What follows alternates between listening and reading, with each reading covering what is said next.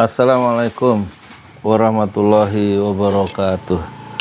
Saya Yudi Pramuko, tukang donat dari Parung, YouTuber tertua di semesta. Saya sarapan dulu ya, pakai apa ini, gulai ayam, potongannya kecil-kecil bener sih, sama tahu satu, gulai satu. Saya ambil langsung dari wajan di kompor, di atas kompor. Bismillahirrahmanirrahim. Saya mau bicara tentang Habib Rizik Syihab ya. Saya komentari. Bismillahirrahmanirrahim.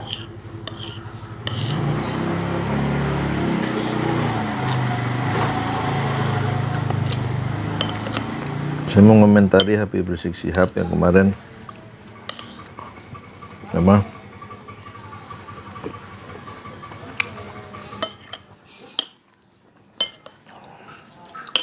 itu enak erek, pagi-pagi makan gulai mewah ini. Habib Rizik makan apa sarapannya? Saya makan sarapan hari kedua Habib Rizik di Petamburan, sarapan apa ya? Apa nasi uduk ya? Nggak mungkin sih. Mungkin juga. Kalau saya makan gulai ayam baru mateng, dimasak istri saya. Karena dia mau kontrol jantung di ini, di Dompet Duafa, rumah sehat terpadu Dompet Duafa.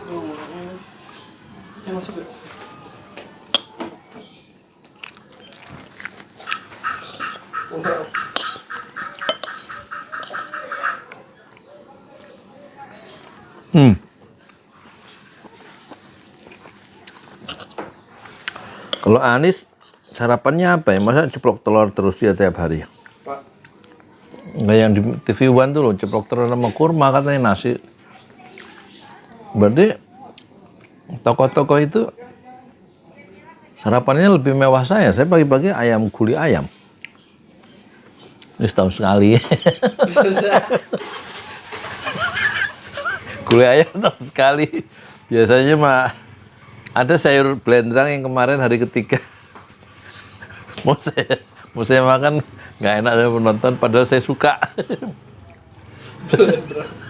Sayur belendrang itu sayur yang diingetin terus menerus. Hari kedua kemarin udah saya makan, sekarang hari ketiga nih, belum habis nggak ada yang doyan anak-anak. Sayur belendrang lodeh, pakai santan, pakai apa tuh?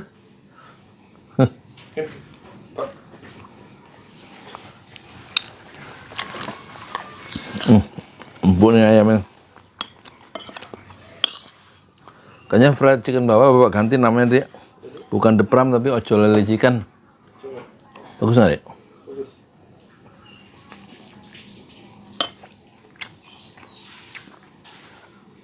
Apa opak dek? P-nya parung, ojo lele parung chicken dek ya? Disingkat opak.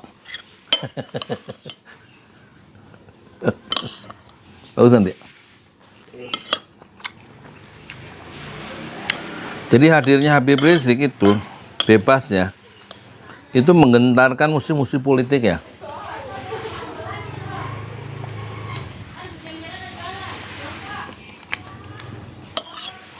Mereka itu orang-orang yang punya kebencian dalam hatinya itu terhadap Islam, terhadap simbol-simbol Islam, yang mereka disebut Islamfobia. Itu pasti cari cara, kena pasal apalagi Habib. Video-video lama diungkit-ungkit lagi, paling begitu ya. Ya termasuk ya mereka akan menggunakan aparat hukum.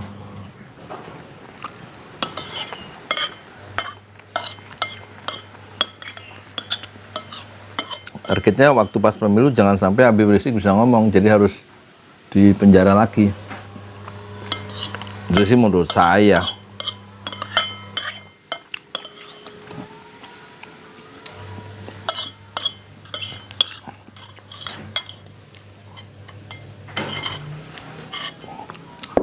Sorry, agak norak ya makan saya. Gini,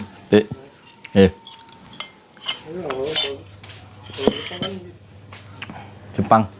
Oh berarti saya sarapan ala Jepang ya. tema Indonesia.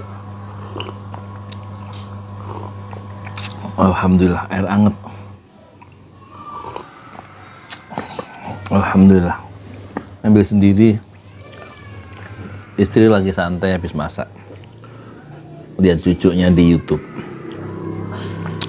Jadi Habib Rizik Syihab ini sekarang memasuki tahap ya, memasuki babak perjuangan yang baru dia. 2 tahun terakhir ini ada sekitar 250 ya PLT pembantu pejabat PLT itu. Jadi dia tidak dipilih tapi ditunjuk ya oleh penguasa untuk menggantikan pimpinan daerah yang lama yang ditunjuk oleh rakyat, yang dipilih oleh rakyat. Selama 2 tahun ini pelaksana tugas maksudnya PLT itu. Di 250 posisi politik itu dipasang orang-orang yang sesuai selera dengan sesuai penguasa karena nggak dipilih ya. Nah, ini satu permainan politik yang sengaja didesain untuk memenangkan satu kepentingan tertentu dengan memasang pejabat-pejabat mungkin yang militer yang aktif, polisi yang aktif menjadi PLT kepala daerah, baik bupati maupun wali kota maupun gubernur ya. Seperti gubernur ini kan selesai nih Oktober. Nah, sampai pemilu 2024 atau pemilihan gubernur berikutnya atau pilkada berikutnya itu ditunjuk kan gubernur yang diangkat ya. Aneh ya, demokrasi pemimpinnya diangkat, nggak dipilih oleh rakyat. Kalau Anies kan kemarin dipilih ya dengan satu drama yang sangat mencekam ya tentang pertarungan dengan Ahok itu, dan kemudian Ahok itu terjungkal ya, bersama kader PDIP itu Basuki, Jarot ya. Dan Anies memenangkan pertarungan itu bersama siapa itu Sandiaga Uno kan. Kemudian Sandiaga Uno jadi menteri diganti dengan Patria ya sekarang dari Gerindra juga. Jasa besar dari munculnya Anies ke level nasional sebagai gubernur DKI itu tentu ya, salah satunya yang penting dan signifikan adalah dorongan atau fatwa atau sikap politik dari Habib Rizik Syihab yang membela habis-habisan siapa? Itu Anies Baswedan untuk menjadi gubernur ya. Jadi figur Habib Rizik Syihab itu akan diperhitungkan, sudah diproyeksikan oleh lawan-lawan politik akan sangat berbahaya bagi mereka jika Anies maju menjadi calon presiden dan Habib Rizik masih ada di dalam kebebasan, masih ada dan akan mendampingi kampanye-kampanyenya, tentu akan mendorong Anies Baswedan ya. Dan ini bagaimana sekarang kaki Anies itu dipotong sejak awal atau kaki dari Habib Rizik Syihab itu dipotong ya sejak awal. Maksudnya dipotong tuh manuver-manuver mereka, gerak langkah politik mereka jangan sampai menghasilkan apa yang mereka inginkan dilumpuhkan sejak sekarang dengan berbagai cara, mungkin dengan operasi intelijen hitam atau dengan cara menjerat Habib Rizik Syihab dengan kasus-kasus yang lain. Ini sudah bisa diantisipasi ya, dan mungkin sudah dibayangkan oleh ring satu dari Habib Rizik Syihab. Kalau saya ngomong kan hanya kira-kira saja ya, supaya kontennya menarik. Tapi itulah politik ya, penuh intrik ya. Yang orang-orang yang takut dengan Habib Rizik Syihab itu seperti Jenderal Dudung gitu, yang dulu menurunkan baliho Habib Rizik Syihab dengan penuh amarah, dan dia kalau perlu FPI dibubarkan saja, kata Dudung Abdurrahman ya. Jadi dia itu ada rasa marah ya terhadap Front Pembela Islam, benci terhadap Front Pembela Islam, benci terhadap simbol-simbol Islam, benci terhadap ulama Islam yang disegani yang baru datang dari Makkah, yaitu Habib Rizik Syihab setelah 3 tahun 7 bulan itu diisolasi secara politik, tetap di Mekah saat pemilihan presiden antara pertarungan yang keras antara Prabowo lawan Jokowi. Habib Rizik Syihab itu diblok, tidak bisa pulang ke Indonesia dan tetap di Mekah. Jadi dia manuvernya itu dibatasi ya, hanya suaranya yang sampai ke Indonesia, tetapi dia tidak bisa melakukan semacam sentuhan yang lebih mendalam terhadap konstituen atau terhadap pemilih-pemilih yang waktu itu ijtima ulama mendukung Prabowo ya. Ini satu kerugian saat itu dari kubu Prabowo dan keuntungan dari musuh-musuh politik Habib Rizik Syihab, karena Habib Rizik Syihab itu di penjara dalam tanda petik di luar Indonesia. Ya kan? Nah, sekarang kemungkinan pola itu akan diambil lagi. Kemungkinan kalau menurut Quran itu di dalam surat Al-An'am kalau nggak salah, risiko pejuang-pejuang kebenaran dan keadilan itu 3. 1, mereka musuh-musuh politik itu akan membunuhmu, ya kan?